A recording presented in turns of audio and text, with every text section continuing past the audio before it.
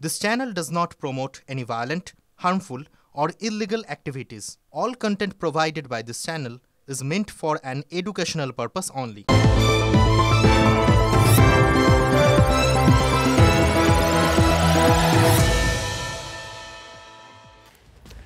দেখছেন টিভি9 বাংলা, রয়েছে আমি শুভজিৎ মিত্র। পিউ যে কথা বলছিল না, যে উৎসবও রয়েছে আবার প্রতিবাদও রয়েছে, দুটো ছবি দেখাবো। খিদে, দু অক্ষরের ছোট্ট একটা শব্দ, কিন্তু এই ছোট্ট শব্দের জ্বালা না অনেকটা। খিদে পেলে সহ্য করা কঠিন, দুবেলা দুমুঠো খাবারের জন্য, খাবার জোগাড়ের জন্য যারা নিরন্তর লড়াই করেন তারা বোঝেন খিদের জ্বালা কাকে বলে। চার দিন হয়ে গেল জুনিয়র ডাক্তাররা না খেয়ে আছেন, লড়াই করছেন, শরীর একটু একটু করে খারাপ হচ্ছে, কিন্তু জুনিয়র ডাক্তারদের চোয়াল আলগা হচ্ছে না, অনশন প্রত্যাহার হচ্ছে না।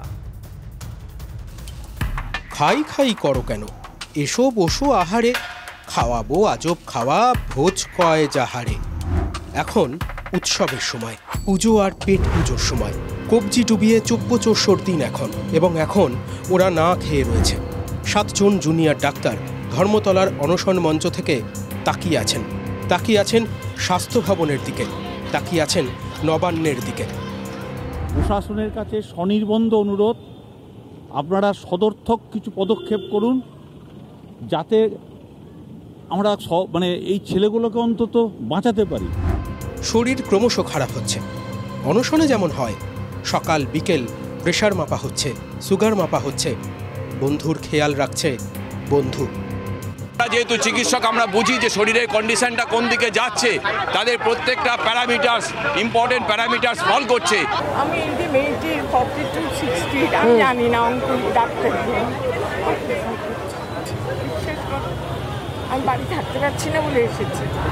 বন্ধু জুটে যাচ্ছে নিয়ম করে।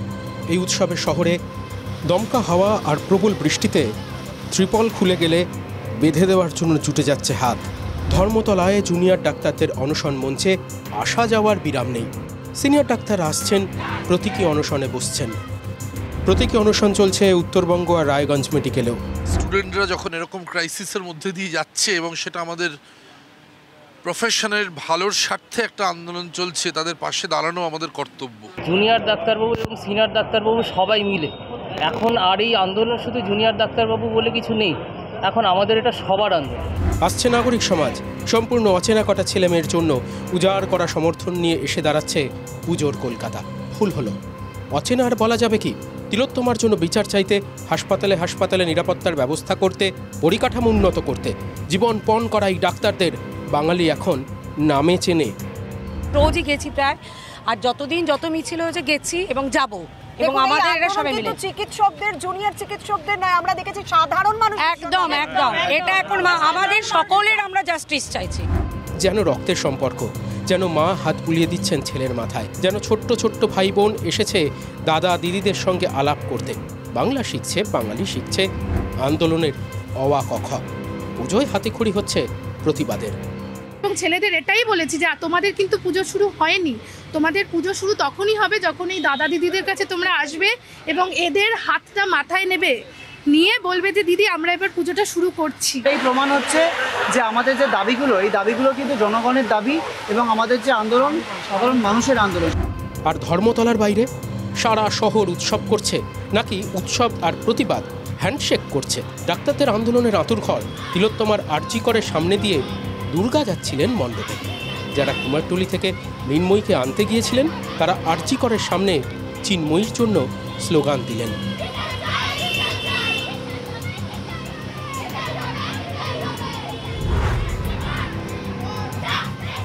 আন্দোলনকারী জুনিয়র ডাক্তার কিঞ্জল তখন মুহূর্তবন্দি করতে ব্যস্ত, আর এই শহর অনশন আন্দোলনের প্রতিটা মুহূর্ত স্মৃতিতে ধরে রাখছে, আগামীতে কটা নাছোড় ছেলেমেয়ের গল্প শোনাবে বলে। গৌরব ও কল্যাণের সঙ্গে কৌস্তব ও সৌরভের রিপোর্ট, টিভি9 বাংলা। সহনাগরিকরা লড়াই করছেন শহরের প্রাণকেন্দ্রে। এই লড়াই কিন্তু খুব একটা সহজ নয়। প্রকৃতির বিরুদ্ধে লড়াই দেখালাম, এদিকে প্রথমে প্যান্ডেল করতে বাধা দেওয়ার অভিযোগ, তারপরে বায়ো টয়লেট আটকানোর অভিযোগ, আর তারপর চৌকি আটকে রাখার অভিযোগ।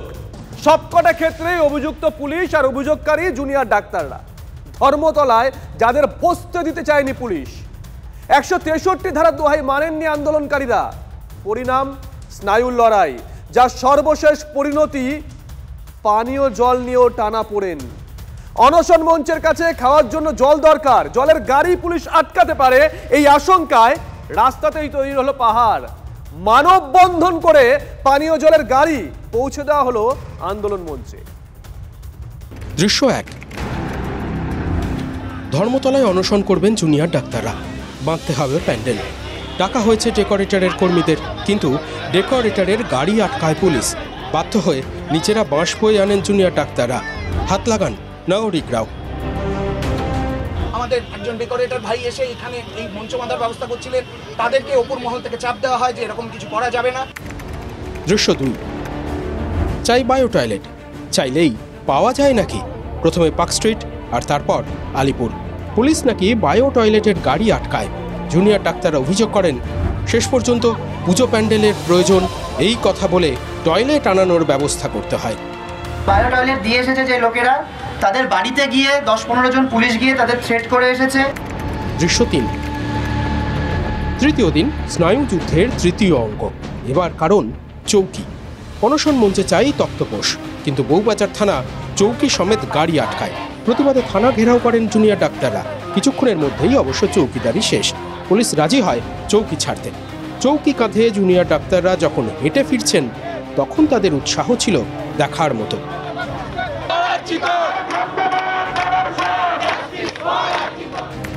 দৃশ্য 4। অনশন মঞ্চে পানীয় জলের দরকার। জলের গাড়িও পুলিশ আটকেছে বলে অভিযোগ ওঠে, কিন্তু আবার সেই নাছোড়বান্দা মনোভাব। জলের গাড়ি ছাড়িয়ে মানববন্ধন করে সেই গাড়ি ধর্মতলায় আনা হয়। জলের গাড়ি কেন? প্রথম থেকে তো বাস আটকানো হয়েছে যাতে প্যান্ডেল বাঁধা না হয়, বায়ো টয়লেট আটকানো হয়েছে, কারণ বলতে পারবো না, আটকানো হচ্ছে। জল পৌঁছয়, কিন্তু বিতর্কের জল ততক্ষণে গড়িয়ে গেছে বহুদূর। কি অন্যায় হচ্ছে এটা! পুজোর মুখে অন্যায় করবেন না বাংলার মুখ্যমন্ত্রী মমতা ব্যানার্জি। ধরতি সইবে না আপনার এই অত্যাচার। ডাক্তারদের প্রতি আমার একটা পরামর্শ যে পুলিশে এই সন্ত্রাসের বিরুদ্ধে খুব দ্রুত আপনারা কোর্টেরও সহযোগিতা নেওয়ার চেষ্টা করুন। কি দুর্ভাগ্য আমাদের, পুলিশ ছিনতাই করবে আর ওদেরকে হাজির হতে হবে। এটা আমি জানি না পুলিশ অসভ্যতা করতে করতে কোথায় যাচ্ছে। যা করেছিলেন জ্যোতিবাবুর সময় সিপিএম পিটিয়েছিল, এরাও ঠিক একইভাবে অত্যাচার করছে। সিপিএম আর তৃণমূল দুজনই এক। কোনো ডাক্তার সামনে আর একজনকে অসুস্থতা দেখতে পারে না, তাকে চিকিৎসা করতে হয়। যদি একটি ছেলে মেয়ে অসুস্থ হয় তার জন্য দায়ী থাকবেন এই সিনিয়র ডাক্তাররা যারা উস্কাতে যাচ্ছে। এই বিতর্কের শেষ কোথায়? প্যান্ডেল, বায়ো টয়লেট, চৌকি আর জলের পর কি? প্রশ্নের নোটে গাছ আপাতত মুড়োচ্ছে না। Bureau report, TV9 Bangla. ছবিগুলো দেখলেন? কেউ বলবে এরপরে বাঙালি আত্মকেন্দ্রিক নয়। জুনিয়র ডাক্তারদের ওই ধর্ণা মঞ্চে জল পৌঁছে যাচ্ছে, মানববন্ধন করছেন ডাক্তাররা, সাথে পা মেলাচ্ছেন পথ চলতি মানুষজন। এত আন্দোলন যার জন্য সেই তিলোত্তমার বাড়িতে আজ নিকষ অন্ধকার। মা, বাবা, কাকা, কাকিমা পঞ্চমীর বিকেলে বাড়ি ছেড়ে ধর্ণা মঞ্চে এসে বসলেন। দশমী পর্যন্ত রোজই বসবেন।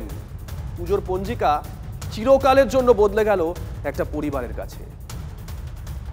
বাড়িতে দুর্গাপুজো করতেন তিলোত্তমা।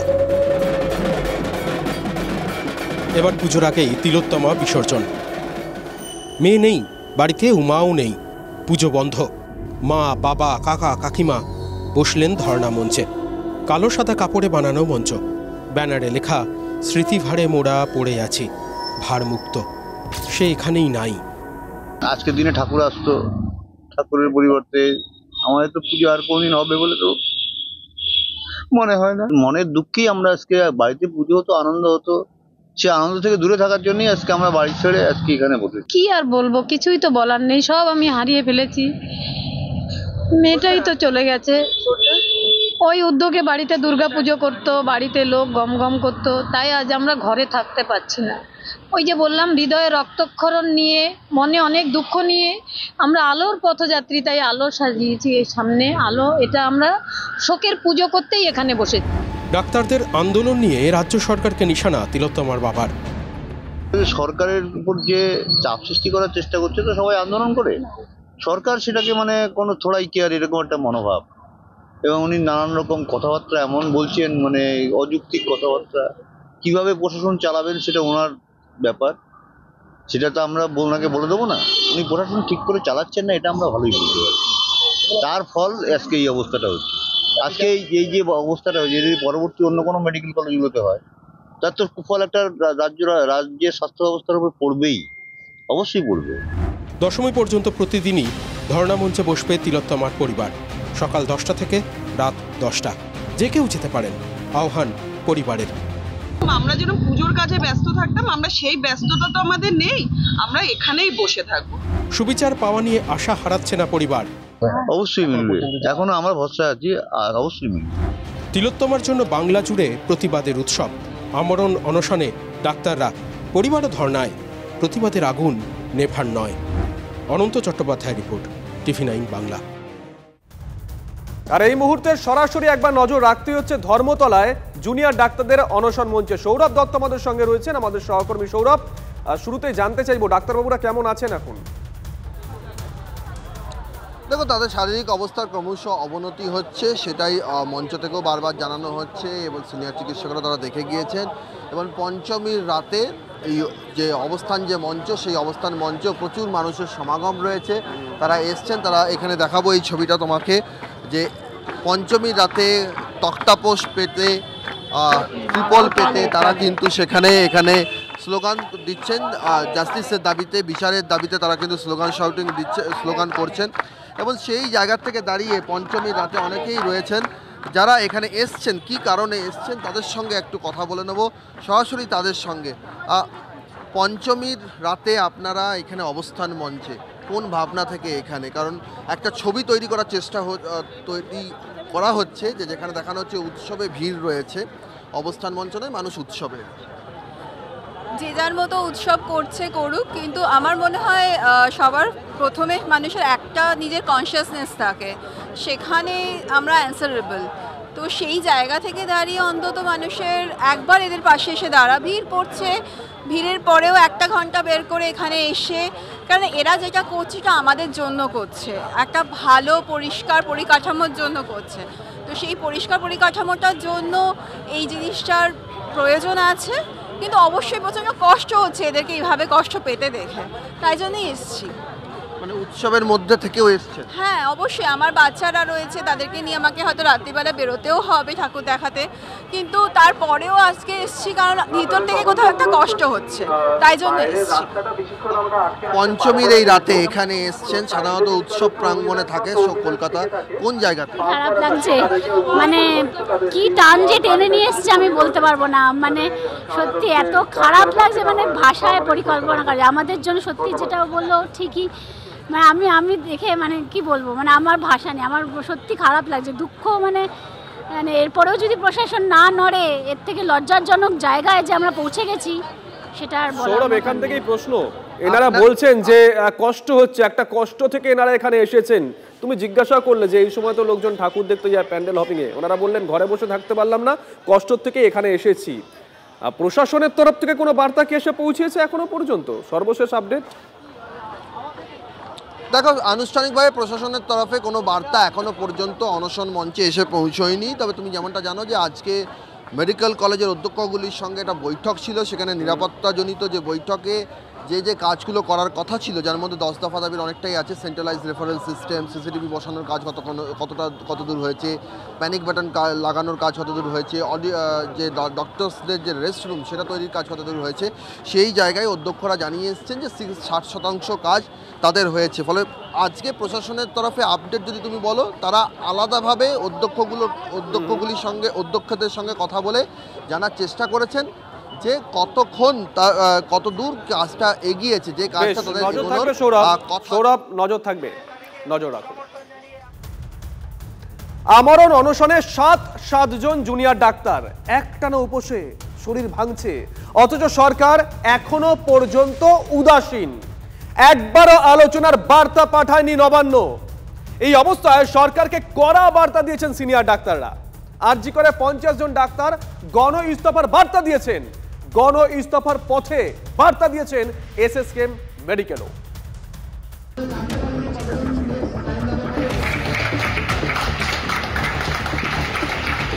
স্ট্যান্ডিং ওভেশন, দুপাশে দাঁড়িয়ে করতালি। পাশে দাঁড়ানো সিনিয়রদের এভাবেই অভ্যর্থনা আরজি করের জুনিয়র ডাক্তারদের। তিলোত্তমার খুন ধর্ষণের পর 10 দফা দাবি নিয়ে আন্দোলন চালাচ্ছেন জুনিয়র ডাক্তাররা। এখনও বেশিরভাগ দাবি পূরণ হয়নি। প্রতিবাদে ধর্মতলায় আমরণ অনশনে 7 জুনিয়র ডাক্তার। 3 দিন পরও রাজ্য সরকার ডাক্তারদের সঙ্গে কথা না বলায় এবার কড়া ভাষায় বার্তা আরজি কর মেডিকেল কলেজের। সই করে গণ ইস্তফা 50 সিনিয়র ডাক্তারের। এরপর ব্যক্তিগত ইস্তফা দেওয়ার হুঁশিয়ারি ডাক্তারদের। আমাদের এই গণ ইস্তফা দেওয়ার উদ্দেশ্য সরকার যাতে সদর্থক ভূমিকা নিয়ে ওদের সাথে কথা বলে এবং ওদের দাবি দেওয়া মেনে নেয়, এবং তাহলে ওদের হাঙ্গার স্ট্রাইক যদি ওঠে দেন আমরা অন্তত এই জায়গা থেকে সরবো। না হলে এই যে আমাদের গণ ইস্তফা হয়েছে অ্যাকসেপ্ট না হলে আমরা ইন্ডিভিজুয়াল স্তরে ইস্তফা দিতে আমরা রাজি। অর্থাৎ চাকরি যে ছেড়ে দিতে পারেন সেটা বুঝিয়ে দিচ্ছেন সিনিয়র ডাক্তাররা। সিনিয়রদের কুর্নিশ জুনিয়র চিকিৎসক কিঞ্জল নন্দের। এখন যে আমরা আমাদের 10 দফা যে দাবি সেই জায়গায় দাঁড়িয়ে ওনারা যেভাবে সাপোর্ট করলেন মাস রেজিগনেশনের জায়গা থেকে, এবং যারা অনশন করছেন আমরণ, সেই অনশন যাতে তুলে নেওয়া যায়, সরকারের দিক থেকে যাতে সদর্থক ভূমিকা আসে, সেই জায়গায় দাঁড়িয়ে ওনারা ওনাদের এক্সট্রিম জায়গায় গিয়ে এটা করলেন, এবং ওনারা জানিয়েছেন প্রয়োজনে ভবিষ্যতে ওনারা ইন্ডিভিজুয়াল রেজিগনেশনেও যাবেন। গণ ইস্তফার হুঁশিয়ারি কলকাতা মেডিকেলেও, বুধবারই সিদ্ধান্ত। আমরা আমাদের প্রশাসনিক প্রধানদের বলছি, দয়া করে আপনাদের সংবেদনশীলতা দেখিয়ে লকারে আর ব্যাংকে জমা করবেন না, তাতে লাভ কিছু হবে না। লোকের ক্ষোভ আরো বাড়ছে। আপনারা আসুন, কথা বলুন জুনিয়রদের সঙ্গে। প্রয়োজনে আমরা গণ ইস্তফা দেব আগামীকাল থেকে। আমাদেরই তো ছেলে মেয়ে, তাদের স্বাস্থ্যটাকে, তাদের যে ইমোশনটাকে, সেটা আমরা অবহেলা করতে পারি না। আমরা ওদের সাথে আছি, সেটা বোঝানোর জন্য এক্সট্রিম স্টেপ দরকার হলে আমরা নিতে পারি, সেটা বোঝানোর জন্য আমাদের এই সিদ্ধান্ত। এবার তাদের শরীর খারাপ হতে চলেছে, দুদিন পেরিয়ে গেছে, তাদের ইউরিনে কেটন বডি আসতে শুরু করেছে, তাদের শরীর খারাপ হচ্ছে। আমরা সিনিয়র ডাক্তাররা যারা আমাদের ছেলে মেয়ে, তাদের চোখের সামনে মরতে যেতে দেখতে পাচ্ছি না। এক পথে হাঁটতে পারে এসএসকেএম সহ একাধিক মেডিকেলও।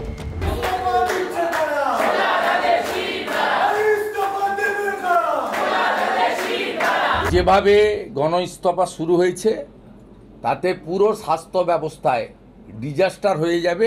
কেন ওদের অনশনে বসতে হলো, কেন ওদের গণ ইস্তফার কথা বলতে হলো? সরকার অপদার্থতার জন্য। স্বাস্থ্য সচিব তাকেও সরাবেন না।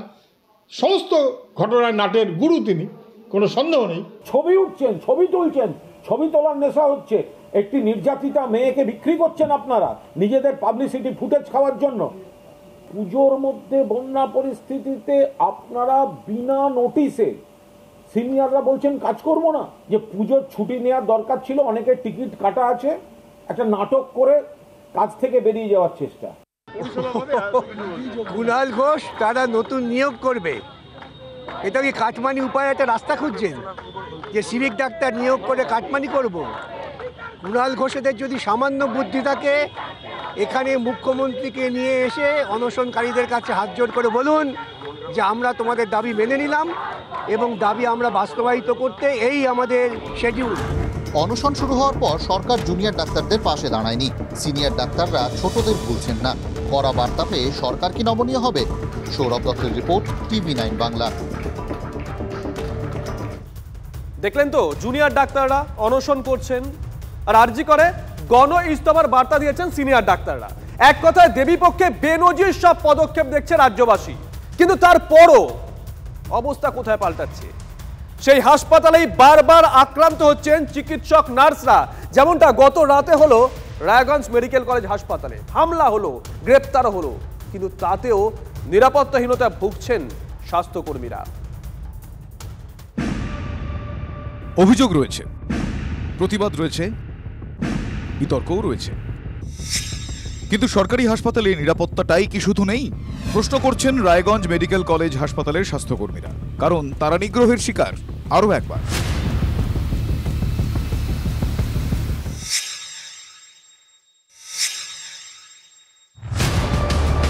সোমবার রাতে রোগীর মৃত্যুকে কেন্দ্র করে রায়গঞ্জ মেডিকেল কলেজ হাসপাতালে তুমুল উত্তেজনা। অভিযোগ, আচমকাই 15 থেকে 20 জনের দল ঢুকে পড়ে ডাক্তার ও নার্সদের মারধর করে।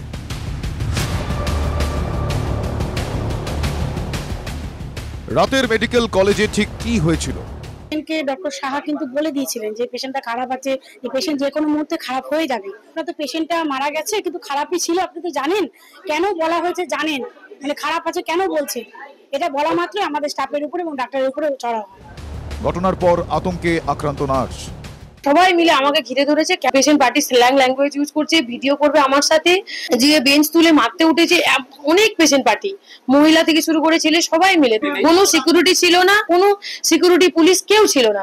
এখানে কর্তব্যরত যারা চিকিৎসকেরা রয়েছেন বা জুনিয়র চিকিৎসকেরা রয়েছেন তারা সকলেই কিন্তু বলছেন নিরাপত্তা আরো সুদৃঢ় করতে হবে। কিছুদিন আগে এই হসপিটালে সার্জারি ওয়ার্ডে আমাদের 3 থেকে 4 ডাক্তারবাবুরা মার খেয়েছিলেন, এখনো কিন্তু সেরকম ভাবে কোনো বদল আমরা দেখলাম না।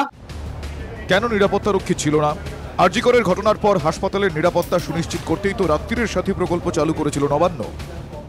ঠিক না, আমাদের কোনো সিকিউরিটি নেই, আমরা সত্যি খুব ইনসিকিউর ফিল করছি।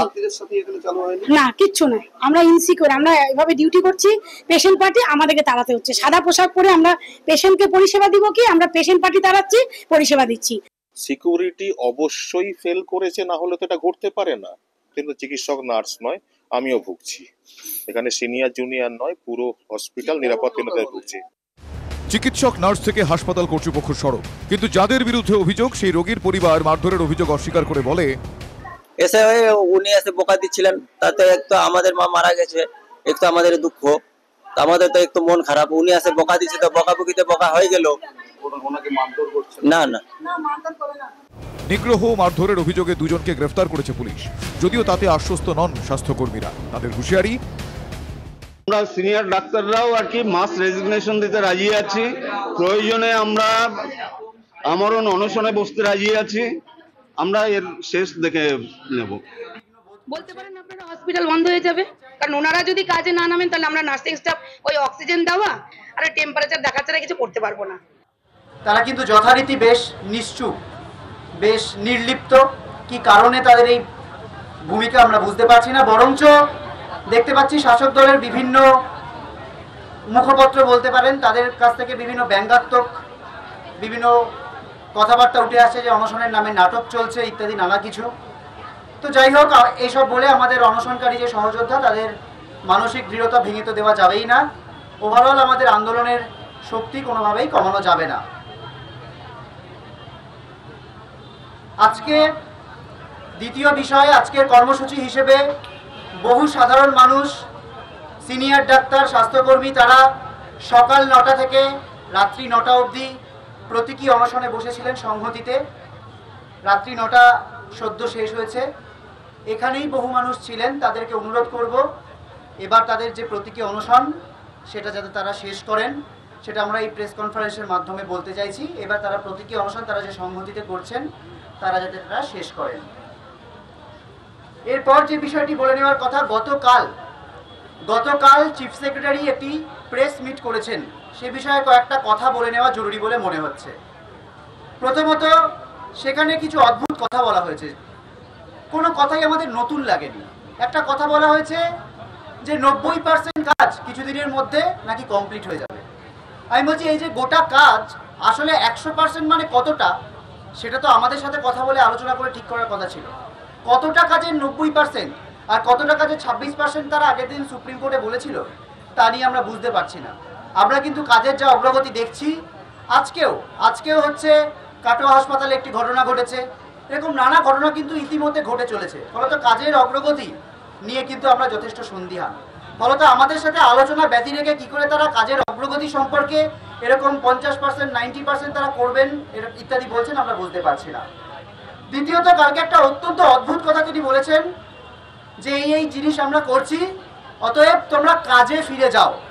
এই কথাটা আমাদের কাছে অত্যন্ত অপমানজনক মনে হয়েছে, কেননা আমরা ঠিক আজ থেকে 72 ঘন্টা আগে, 72 ঘন্টার আগে, তারও আগে 24 ঘন্টা একটা সময় দিয়ে আমরা কিন্তু আমাদের কর্মবিরতি পূর্ণ প্রত্যাহার করেছিলাম জনগণের পাশে দাঁড়িয়ে, এবং আমরা এবং রোগীরা যে একটাই পক্ষ সেই বার্তাটা জানানোর জন্য। ফলত আমাদের কাজে ফিরতে বলা আবার কেন, এ কথাটা আমাদের কিন্তু একদমই মাথায় ঢোকেনি। তাহলে কি তিনি বলছেন মানে আমাদের নয়, আসলে যে আমাদের যে এখানে 7 জন সহযোদ্ধা এবং নর্থ বেঙ্গলে যে 2 জন সহযোদ্ধারা আমরণ অনশনে রয়েছেন, তাদের কাজে ফিরতে বলার জন্য কোনোভাবে তারা চাপ সৃষ্টি করতে চাইছেন? আমরা কিন্তু এটা বুঝতে পারছি না, এবং এটাতে কিন্তু আমরা যথেষ্ট অপমানজনক একটা ফিলিং আমাদের হয়েছে। এবং এই কথাটা তিনি পাশে নিয়ে বলেছেন যাকে, তিনি হচ্ছেন স্বাস্থ্য সচিব নারায়ণ স্বরূপ নিগম, যার অপসারণের দাবি আমাদের এই 10 দফা দাবির মধ্যে অন্যতম উল্লেখযোগ্য। আর একটাও অভয় যাতে না হতে পারে, স্বাস্থ্যক্ষেত্রে দুর্নীতির সমস্ত দায় নিয়ে তাকে অপসারণ করতে হবে, এই দাবিটা কিন্তু ছিল। তো কালকের এই প্রেস রিলিজ আমাদের কাছে অত্যন্ত হতাশাজনক, এবং আমরা কিন্তু এটাতে অপমান বোধ করেছি। দ্বিতীয়, আজকে আমাদের বিভিন্ন মেডিকেল কলেজের সিনিয়র ডাক্তাররা, সিনিয়র ফ্যাকাল্টিরা, প্রাথমিকভাবে আরজিকর মেডিকেল কলেজের সিনিয়র ফ্যাকাল্টিরা, তারা আমাদের পাশে দাঁড়িয়ে বলতে তাদের ছাত্রছাত্রী সহ আমাদের যে সহযোদ্ধারা আমরণ অনশনে রয়েছেন তাদের প্রতি সংহতিতে, বা কি বলবো, তাদের এই যন্ত্রণা সহ্য না করতে পেরে গণ ইস্তফার একটি সিদ্ধান্ত নেন, এবং সেই কথাটি তারা সংবাদ মাধ্যমে জানান।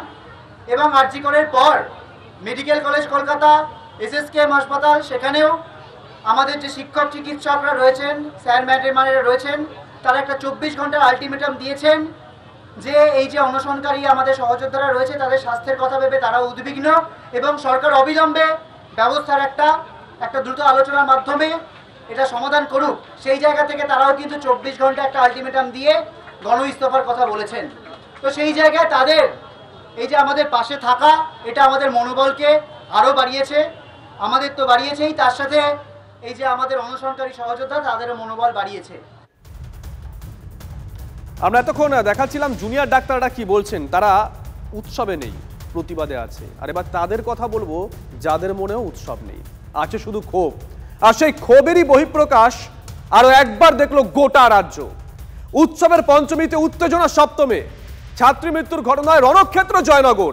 বাঁশ, লাঠি, জুতো হাতে পুলিশের গাড়িতে চড়াও ইট বৃষ্টি। গাড়ি ভাঙচুরের ঘটনায় 5 জনকে আটক করেছে পুলিশ। সকালে ছোট্ট তিলোত্তমার দেহ নিয়ে মিছিল করেন গ্রামবাসীরা। এরপর গ্রামেই শেষকৃত্য সম্পন্ন করা হয়। নাবালিকা ছাত্রীর মৃত্যুতে পঞ্চমীর সকালেও উত্তপ্ত জয়নগর। বিক্ষোভের তৃতীয় দিনে কৃপাখালীর গড়ানকাঠি মোড়ে গাছের গুড়ি ফেলে বিক্ষোভ দেখাচ্ছিলেন এলাকাবাসী। এদিনও বিক্ষোভে সামিল হন মহিলারা। কৃপাখালীর গড়ানকাঠির মোড় এই মুহূর্তে সেই রাস্তায় কাঠের গুড়ি ফেলে কার্যত রাস্তা বন্ধ করে দেওয়া হয়েছে। যারা দোষী তাদের শাস্তির দাবি যেমন একদিকে তোলা হচ্ছে, একই সাথে রাস্তায় যে সমস্ত মানুষ, আশেপাশে যে সমস্ত গ্রামের মানুষজন রয়েছেন, তারা এখানে এসে জমায়েত করেছেন।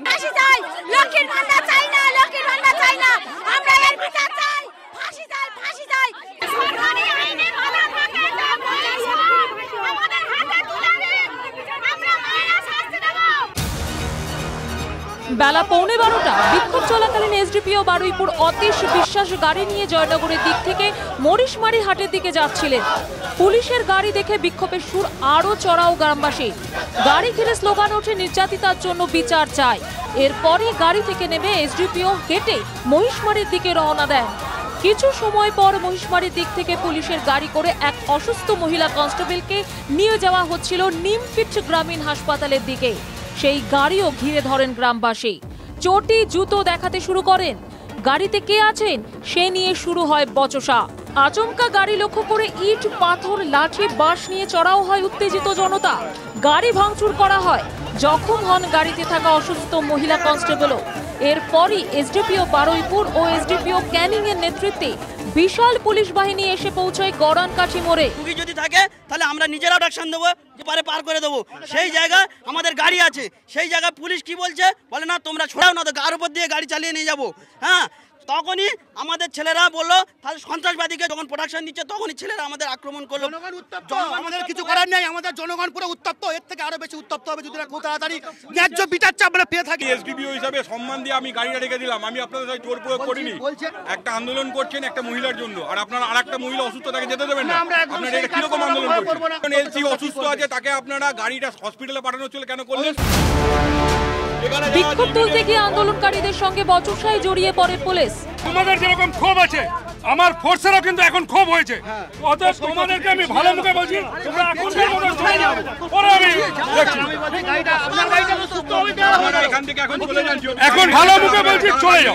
পুলিশের সাথে এসডিপিও ক্যানিং, এসডিপিও বারুইপুরের সাথে কথা বলছেন বিক্ষোভকারীরা এবং গাড়ি ভাঙচুর কেন করা হয়েছিল তা জানতে চাইলেন পুলিশ কর্তারা। পুলিশের বড় বাহিনী ছত্রভঙ্গ করছে।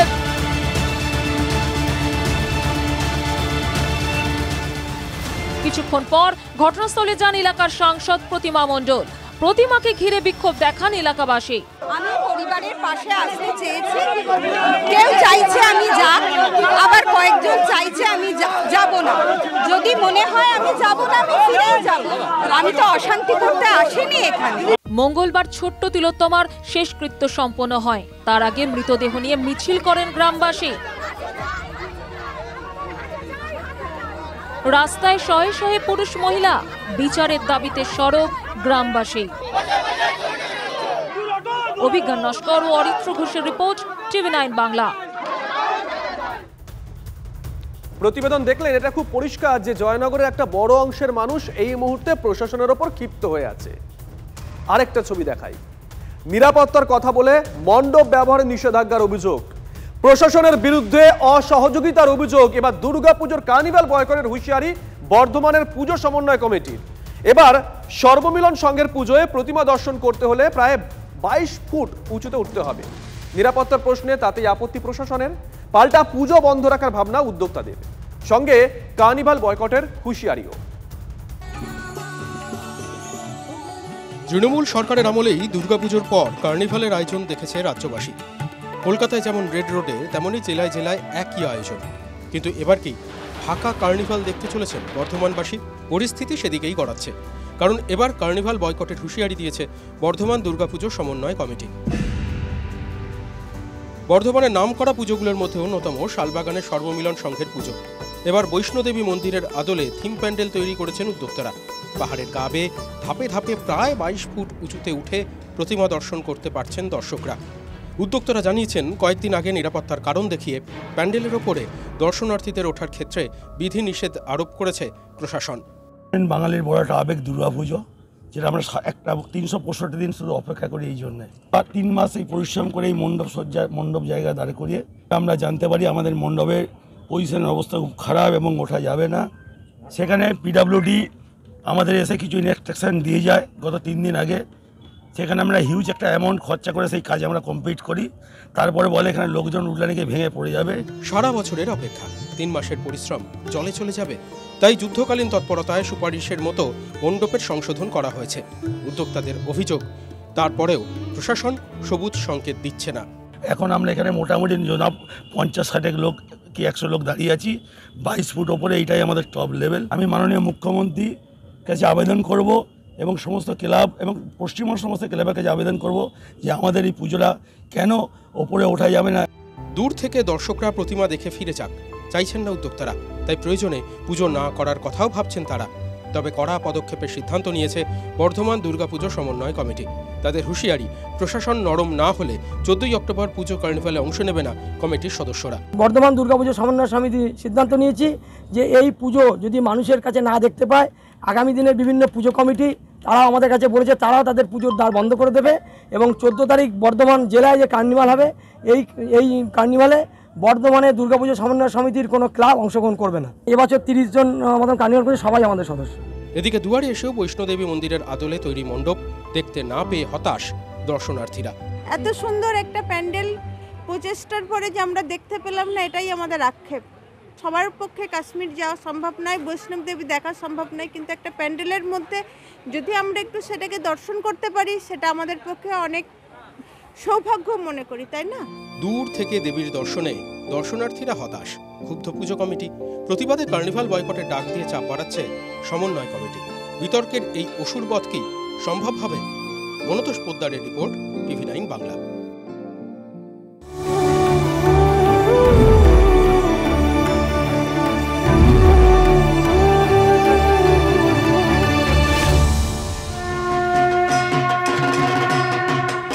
বর্ধমান থেকে একটু কলকাতায় ফেরা যাক। এই মুহূর্তে আমার সঙ্গে দুটি ভিন্ন পুজো মণ্ডপ থেকে রয়েছেন আমাদের দুজন সহকর্মী সায়ন্ত এবং সুচরিতা। সায়ন্ত রয়েছে সন্তোষ মিত্র স্কোয়ার থেকে। সায়ন্ত, পঞ্চমী, ঘড়ির কাঁটা 9:30, ছবিটা। শুভজিৎ, একটা কথা তোমাকে বলে রাখি, সব কিছুর মধ্যেও কিন্তু আরজিকর কাণ্ড, জুনিয়র ডক্টরদের ধর্ণা, সব কিছুই কিন্তু তারা মাথায় রেখেছে। যারা এই মণ্ডপে আসছেন তাদের মুখে কিন্তু উই ওয়ান্ট জাস্টিস কারোর মুখে শোনা যাচ্ছে, কেউ আবার বলছে আমরা জুনিয়র চিকিৎসকদের পাশে আছি। কিন্তু মা যেহেতু এসেছেন মাত্র কয়েকদিনের জন্য, সেই কারণে মায়ের কাছে প্রত্যেকের আশা যাতে আরজিকরের তিলোত্তমা ন্যায় বিচার পায়, সেই আবেদন নিয়ে কিন্তু মায়ের কাছে প্রত্যেকে আসছে। এবং তুমি দেখতে পাচ্ছ যে মানুষের ভিড় কোন জায়গায় পৌঁছেছে। আমরা ঠিক গেটের মুখে দাঁড়িয়ে আছি শুভজিৎ। এই ভিড়, যেটা কলকাতা পুলিশের সূত্রে খবর, এই ভিড় ব্যাংক মোড়, যে ব্যাংক অফ ইন্ডিয়া মোড় যেটাকে বলে, সেটাকে ছাড়িয়ে আরও অনেকটা চলে গিয়েছে। লাখো লাখো মানুষের ভিড়। ইতিমধ্যে পুলিশের তরফে বারবার করে মাইকিং করা হচ্ছে যে সঠিকভাবে চলুন, কারণ যেভাবে ভিড় বাড়ছে, সময় বাড়ছে যত, ভিড় বাড়ছে, তাতে যাতে কোনো রকম বিশৃঙ্খলা না হয়, যাতে কোনো দুর্ঘটনা না হয়, সেই বিষয়টিকে মাথায় রাখতে বলা হচ্ছে। সুচরিতা রয়েছে সুরুচির সঙ্গে থেকে, মানে আমরা মধ্য কলকাতা থেকে দক্ষিণ কলকাতার দিকে একটু নজর রাখি। সুচরিতা,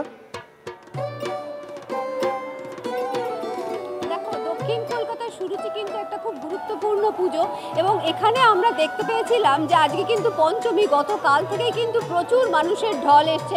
এই যে দেখছো, একদম আমি মণ্ডপের সামনে দাঁড়িয়ে আছি, প্রচুর মানুষ, 9:30 বাজে, প্রচুর মানুষ আসছে এবং বহু দূর পর্যন্ত সেই একটা লম্বা লাইন রয়েছে। সেই লাইন অতিক্রান্ত করে ছোট বড় সকলেই কিন্তু আসছে। বছরে একবারই এই দুর্গা পুজো আসে এবং এই 4টে দিন থেকে 5টা দিন যদি একটা দিন বেশি পাওয়া যায় তাদের কাছে একটা বড় পাওনা। এবং সব থেকে বড় ব্যাপার, সুরুচির এবারে যে ভাবনা একদম অন্য ধরনের। পুরনো জিনিস, যে জিনিসের প্রয়োজনীয়তা ফোরায়, সেই বিষয়গুলো যখন আমাদের প্রয়োজনীয়তা ফুরিয়ে যায় সেগুলো ঘরের কোণে কোথাও পড়ে থাকে। সেই স্ক্র্যাপ দিয়েই কিন্তু খুব সুন্দর একটা শহর তৈরি করার চেষ্টা করা হয়েছে এবং তার সাথে সাথে মাতৃ প্রতিমাকে দেখতে পাচ্ছ, যাতে করে একদম মাটির সঙ্গে দৃঢ়ভাবে থাকে এই সম্পর্ক মানুষের। সেই কারণেই কিন্তু মাতৃমূর্তি একদম গয়না থেকে শুরু করে সব কিছু কিন্তু এখানে মাটি দিয়ে তৈরি হয়েছে। তাও আমরা জানি যে আমাদের শহরের এই মুহূর্তের যা পরিস্থিতি, সেখানে কিন্তু কোথাও একটা দ্রোহও রয়েছে, মানুষের মনের মধ্যে কোথাও একটা মন খারাপও রয়েছে। কিন্তু আমরা যা দেখছি যে এখানে ওটাও যেমন রয়েছে, অর্থাৎ তিলোত্তমার বিচারের জন্য, ন্যায় বিচারের জন্য যেমন মানুষের মধ্যে একটা ইচ্ছে রয়েছে, একটা দাবি রয়েছে, তার পাশাপাশি কিন্তু পুজোতেও ভিড় করছে। আমি একটু কথা বলে নেওয়ার চেষ্টা করব। দিদি, আপনি কোথা থেকে আসছেন? বজবজ থেকে। এখন যা পরিস্থিতি, সেখানে দাঁড়িয়ে দুর্গা পুজোর আনন্দটা কতটা উপভোগ করছেন? খুবই ভালো। যেমন একের পর এক যেমন প্যান্ডেলগুলো হয়েছে, খুবই অসাধারণ দেখতে, খুবই ভালো লাগছে। বুঝতেই পারছো যে সাধারণ মানুষ কিন্তু বহুক্ষণ লাইন দিয়ে, লম্বা লাইন দিয়ে দাঁড়িয়ে রয়েছে এবং তারপরে তারা এখানে আসছে এবং এখানে এসে কিছুক্ষণের জন্যই তারা জায়গা পাচ্ছে, দাঁড়াচ্ছে। সেখানে হাতের যে মুঠো ফোন, অর্থাৎ সেলফি তুলছে কেউ, বা এইখানের যে প্যান্ডেলটা রয়েছে সেই প্যান্ডেলের যে সুন্দর কারুকাজ করা রয়েছে সেগুলোকে মুঠোবন্দি করে নেওয়ার চেষ্টা করছে এবং নিজেদের বন্ধু বান্ধবরা যারা রয়েছে তাদের কাছ সঙ্গে শেয়ার করে নিচ্ছে। এবং আবারও বলছি যে এবারের যে দুর্গাপুজো সেটা একটু অন্য ধরনের। এখানে যেমন আমরা দেখছি যে তিলোত্তমার দাবি রয়েছে, তার পাশাপাশি কিন্তু পুজোর কয়েকটা দিনও তারা উৎসব না হলেও কিন্তু আনন্দ উপভোগ করে নিতে চাইছে। শুভজিৎ, আর এবার একটু রাজনীতির খবরের দিকে নজর রাখা যাক। গোটা দেশের নজর ছিল আজকে এই খবরের দিকে। কাশ্মীরে আবার মুখ্যমন্ত্রী হতে চলেছেন ওমর আব্দুল্লাহ। জোট শরিক কংগ্রেস, প্রধান বিরোধী দল বিজেপি। কাশ্মীরে Omar Abdullah national conference clean sweep করেছে। জম্মুতে এক পেশে জিতেছে বিজেপি। কাশ্মীর ন্যাশনাল কনফারেন্সের পতাকার রঙে লাল। জম্মু বিজেপির জয় গেরুয়া। অনুচ্ছেদ 370 বিলোপের পরেও জম্মু কাশ্মীরের রাজনৈতিক মানচিত্রটা খুব একটা বদলায়নি।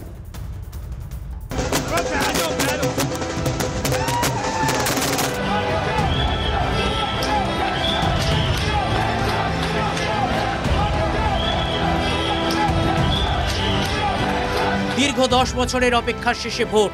370 অনুচ্ছেদ প্রত্যাহারের 5 বছর পরে প্রথম বিধানসভা নির্বাচন।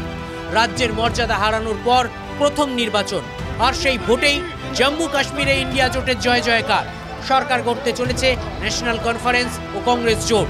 তাৎপর্যপূর্ণ বিষয় হলো, সরকার গড়তে না পারলেও হিন্দু প্রধান জম্মুর সমর্থন রইল বিজেপির সঙ্গে, আর মুসলিম প্রভাবিত কাশ্মীরে এনসি কংগ্রেসের অ্যাডভান্টেজ।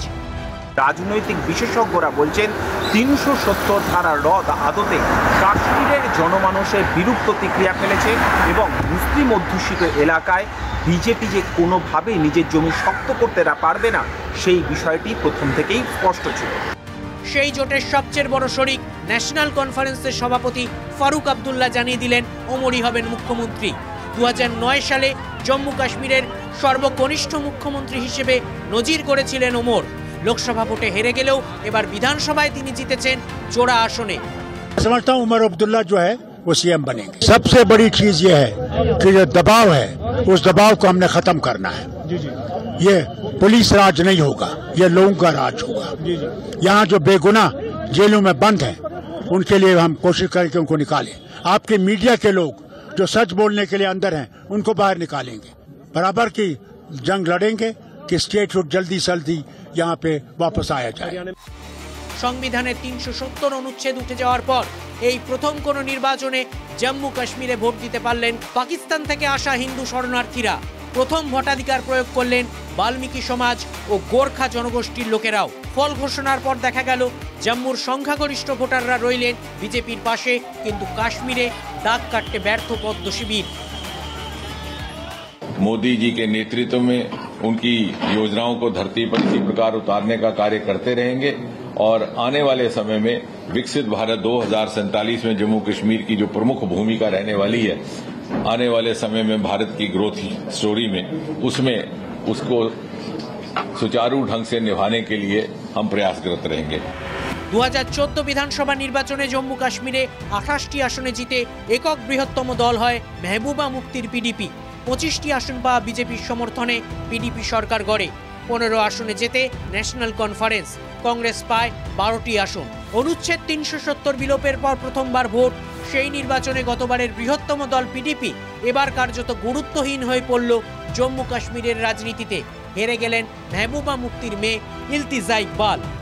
এতদিন পর্যন্ত পিডিপি বিজেপির সঙ্গে কখনো হাত ধরে তারা সরকার চালিয়েছে বা জম্মু কাশ্মীরের রাজনীতিতে বরাবরই মেহবুবা মুফতি তিনি নির্ণায়ক ভূমিকা হিসেবে ছিলেন। সেই মেহবুবা মুফতি কার্যত অস্তিত্বের সংকটে এসে দাঁড়ালেন। মাস কয়েক আগে লোকসভা ভোটেও খাতা খুলতে পারেনি প্রাক্তন মুখ্যমন্ত্রী মেহবুবা মুফতির দল। ন্যাশনাল কনফারেন্স লোকসভা ভোটে 2টি আসনে জেতে বিজেপি পায় 2টি আসন এবং বারামুলা আসনে জেতেন নির্দল প্রার্থী। জেল থেকে জেতা নির্দল সাংসদ ইঞ্জিনিয়ার রশিদ জামিনে বাইরে এলেও তার দল এবার কার্যত কোনো ছাপই ফেলতে পারেনি। প্রশ্ন উঠছে, আঞ্চলিক দলের ওপর ভরসা হারিয়ে তবে কি দ্বিদলীয় ব্যবস্থাতেই আস্থা রাখলেন জম্মু কাশ্মীরের মানুষ?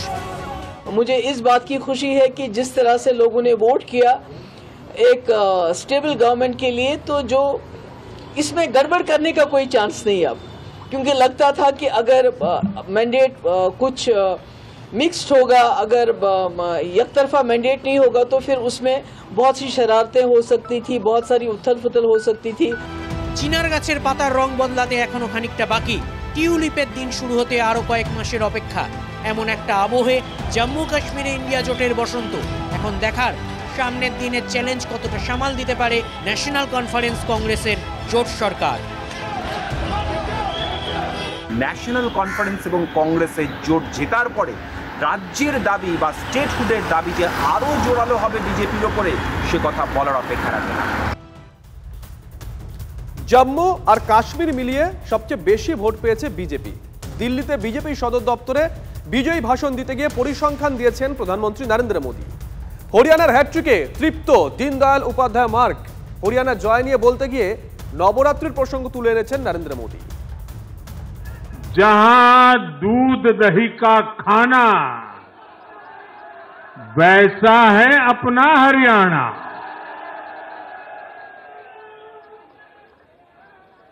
हरियाणा के लोगों ने फिर कमाल कर दिया है और कमल कमल कर दिया है। साथियों, आज नवरात्रि का 6ठा दिन है। मां कात्यायनी की आराधना का दिन है। मां कात्यायनी शेर पर विराजमान होकर हाथ में कमल को धारण किए हुए है।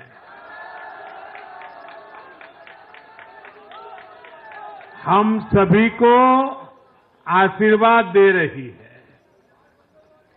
ऐसे पावन दिन हरियाणा में तीसरी बार लगातार कमल खिला है।